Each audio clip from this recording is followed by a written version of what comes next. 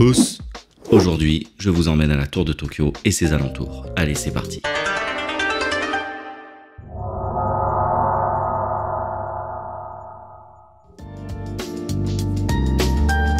Sur la ligne Yamanote, vous pouvez descendre à la station Hamamatsucho et marcher tranquillement jusqu'à la Tokyo Tower en une vingtaine de minutes. Vous traverserez le quartier de Shiba Daimon, qui est d'ailleurs idéalement situé pour loger à Tokyo. Lors d'un précédent voyage, j'avais séjourné à l'hôtel Sotetsu Fresa Inn Daimon Hamamatsucho, qui est à 10 minutes de la station du même nom sur la ligne Yamanote, station qui relie par le monorail l'aéroport de Haneda.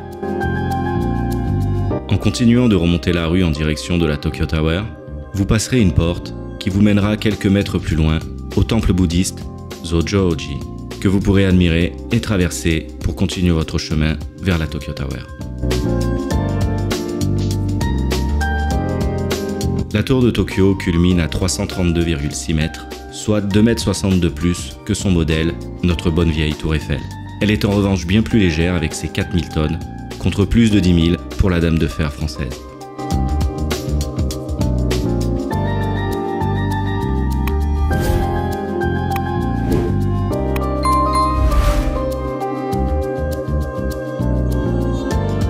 Dans les rues aux alentours de la Tokyo Tower, vous serez proche de la tour Mori et autres buildings du groupe immobilier du même nom.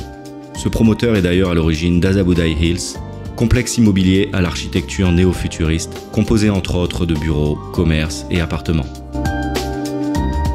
Je vous invite à faire cette balade en fin de journée, afin de profiter de la vue de la tour de jour et ensuite de nuit.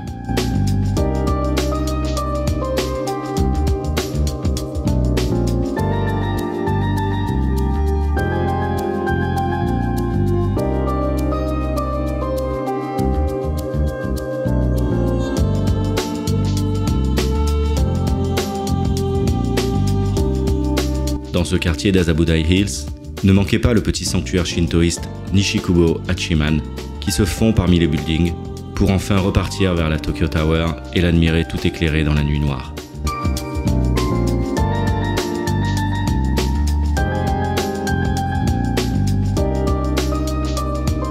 Alors lors de mon précédent voyage, j'avais pas eu l'occasion de faire une détour sur Tokyo de nuit. J'avais fait que 2 jours forcément.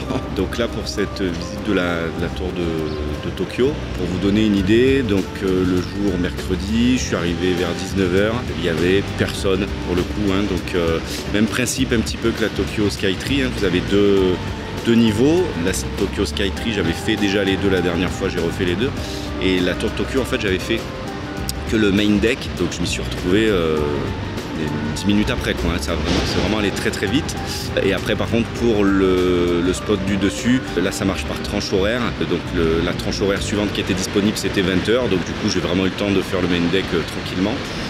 Pour vous donner une idée, c'est 1200 yens le main deck et 3000 pour aller à l'étage au-dessus. Donc l'écart est plus important qu'avec la Tokyo Skytree, pardon. Mais voilà, après c'est un peu différent parce que du coup là c'est une espèce de visite guidée. Vous avez des tableaux interactifs avec les, si j'ai bien compris, les architectes de la tour qui sont animés, etc. Donc voilà, la visite elle est un petit peu plus solennelle que le deuxième étage de la Tokyo Skytree. Donc à faire, et la vue de nuit forcément est assez exceptionnelle, un petit peu plus dur à filmer et à prendre en photo parce que vous avez les reflets en fait sur les vitres. Mais en tout cas pour vos yeux quand vous y serez, faites-le, ça vaut le détour. Matane.